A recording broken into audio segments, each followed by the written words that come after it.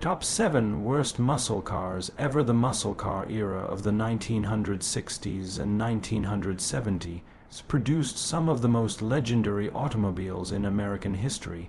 Names like the Dodge Charger R/T, Plymouth Cuda, and Chevrolet Chevelle SS still make enthusiasts' hearts race decades later.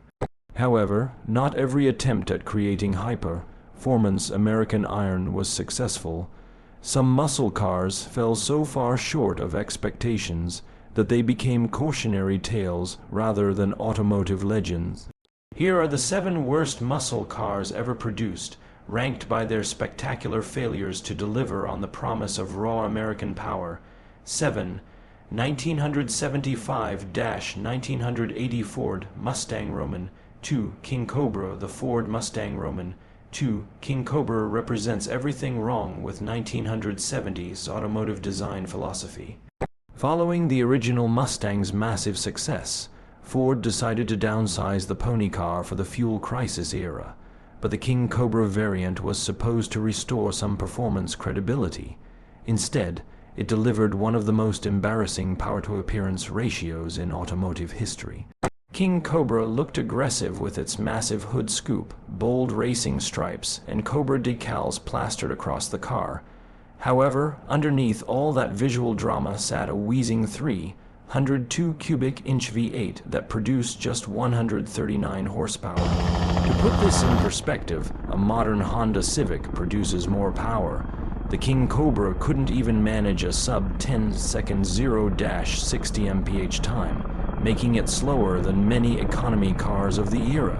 The handling was equally disappointing, with a soft suspension setup that made the car wallow through corners like a boat in rough seas. The interior featured cheap plastics and poorly fitting panels that creaked and rattled over any road imperfection.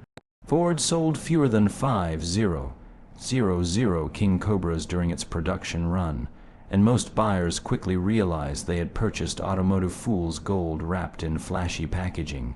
6. 1974-1976 Pontiac Firebird Formula. The Pontiac Firebird Formula was supposed to be the thinking man's muscle car, offering performance without the flashy graphics of the Trans Am. Unfortunately, the mid-1970s formula became a masterclass in how not to build a performance vehicle during the malaise era. The 1974-1976 formula suffered from Pontiac's decision to prioritize emissions compliance over everything else. The standard 350 cubic inch V8 produced a pathetic 155 horsepower, while the optional 400 cubic inch engine managed just 185 horsepower. These numbers were embarrassing for engines of this size, representing a massive step backward from the formula's earlier iterations. The car's weight distribution was poor, with most of the mass concentrated over the front wheels, creating understeer that made spirited driving nearly impossible. The 4-speed manual transmission felt notchy and imprecise, while the automatic option sapped what little power the engines produced. The formula's styling was also problematic, featuring awkward proportions and cheap-looking details that made it appear less expensive than it actually was. Perhaps most frustrating was the formula's unreliability. Owners frequently reported issues with the carburetor, electrical system, and transmission. Many examples spent more time in repair shops than on the road, earning the formula a reputation as a maintenance nightmare that looked good in the driveway but rarely ran properly. 5. 1977-1979 Oldsmobile Cutlass 4-4-2. The Oldsmobile 4-4-2 nameplate had serious muscle car credibility in the 1960s and early 1970s, but the late 1970s versions became a parody of their former selves. The 1977-1979 Cutlass 4-4-2 represented Oldsmobile's tone-deaf attempt to maintain performance credibility while meeting increasingly strict emissions and fuel economy standards. The most egregious offense was the engine lineup. The base 4-4-2 came with a 260 cubic inch V8 that produced just 110 horsepower, making it slower than most family sedans. Even the optional 350 cubic inch V8 managed only 170 horsepower, which was barely adequate for moving the car's substantial 500-pound curb weight. The suspension tuning was completely wrong for a performance car, with soft springs and shock absorbers that prioritized ride comfort over handling capability. The 4-4-2 exhibited severe body roll in corners and couldn't maintain composure over anything more challenging than a grocery store parking lot. The steering was vague and over-assisted, providing no feedback about what the front wheels were doing. Oldsmobile tried to compensate for the lack of actual performance with appearance packages that included bold graphics and dual exhaust tips, but these cosmetic additions only highlighted the car's fundamental shortcomings.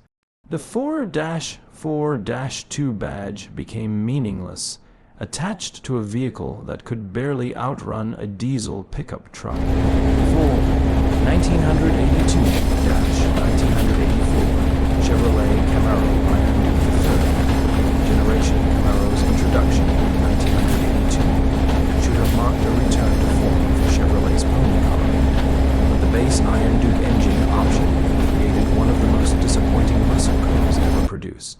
While the Camaro's styling was modern and attractive, the Iron Duke powertrain turned it into an automotive embarrassment.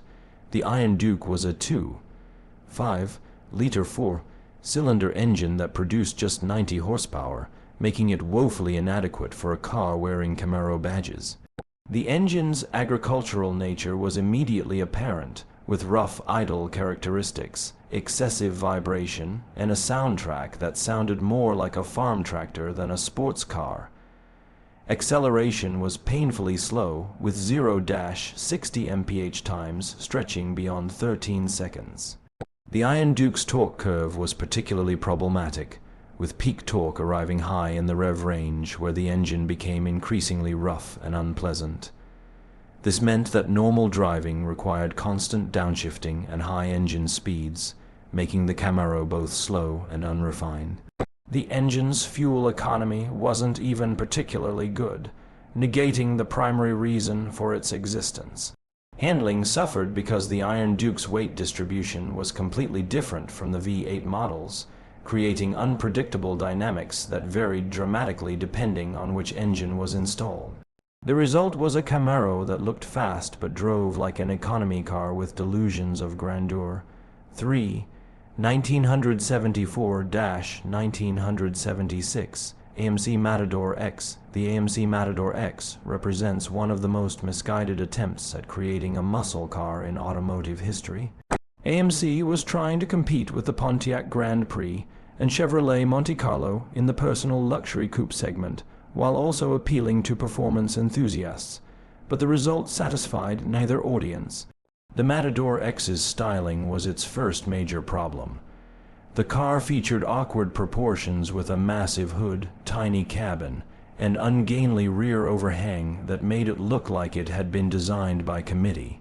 The XA designation was supposed to suggest performance, but the car's appearance was more reminiscent of a hearse than a muscle car. Performance was equally disappointing. The standard 304 cubic inch V8 produced just 150 horsepower, while the optional 360 cubic inch engine managed only 175 horsepower. These numbers were inadequate for a car weighing over 4,000 pounds, resulting in acceleration that could charitably be described as leisurely. The quarter-mile times consistently exceeded 18 seconds, making the Matador X slower than most family sedans. The handling was catastrophic, with a suspension setup that seemed designed for a luxury cruiser rather than a performance car. The Matador X exhibited massive understeer, poor body control, and steering so vague that it felt disconnected from the front wheels.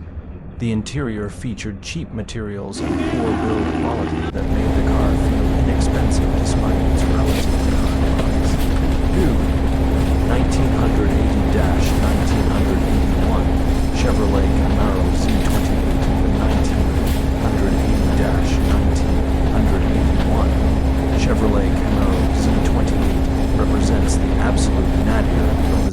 Z28 nameplate, transforming one of America's most respected muscle car badges into a symbol of automotive mediocrity.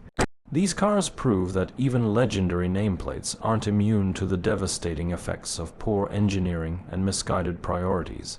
The engine's situation was particularly shameful. California's Z28s were equipped with a 305 cubic inch V8 that produced just 155 horsepower, while 49 state models received a 350 cubic inch V8 with only 190 horsepower.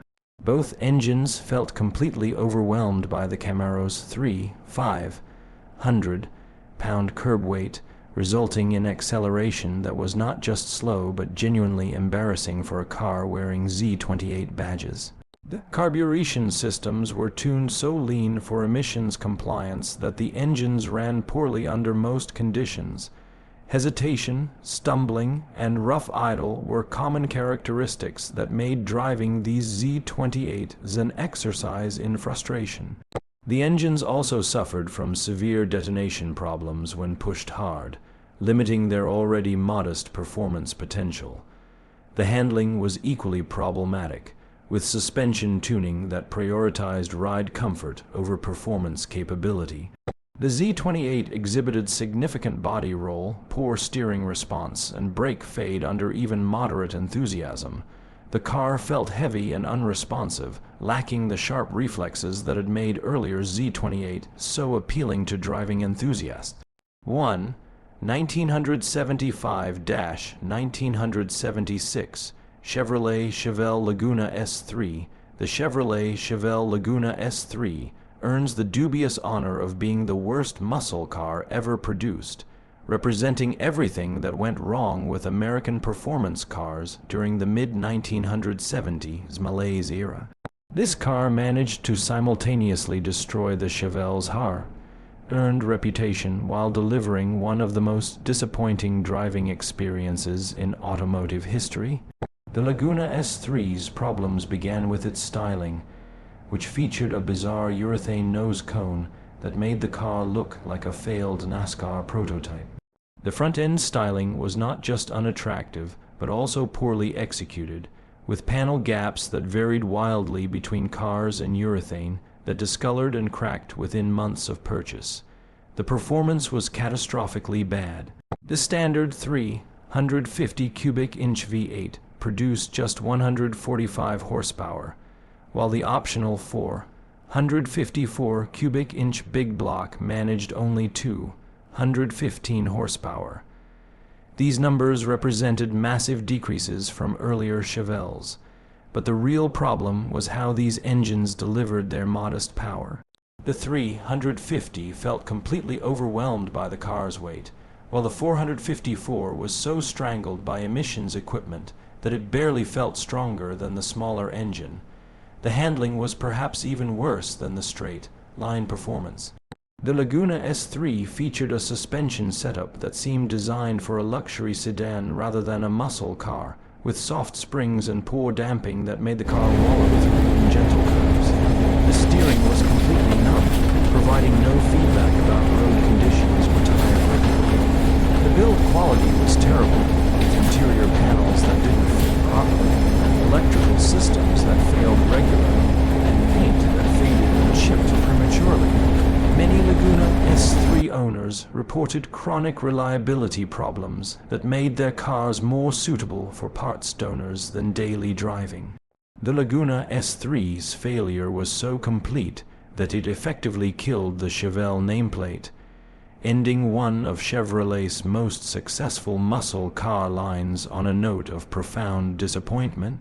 The car serves as a perfect example of how good intentions, regulatory pressure, and poor execution can combine to create automotive disasters that tarnish even the most respected nameplates. Conclusion: these 7 muscle cars serve as reminders that not every attempt at creating high-performance American iron was successful. Each represents a different type of failure, from misguided styling exercises to fundamental engineering mistakes that rendered potentially great cars nearly undrivable. While the muscle car era produced many legends, these vehicles prove that even the most respected manufacturers were capable of spectacular failures when they lost sight of what made muscle cars special in the first place.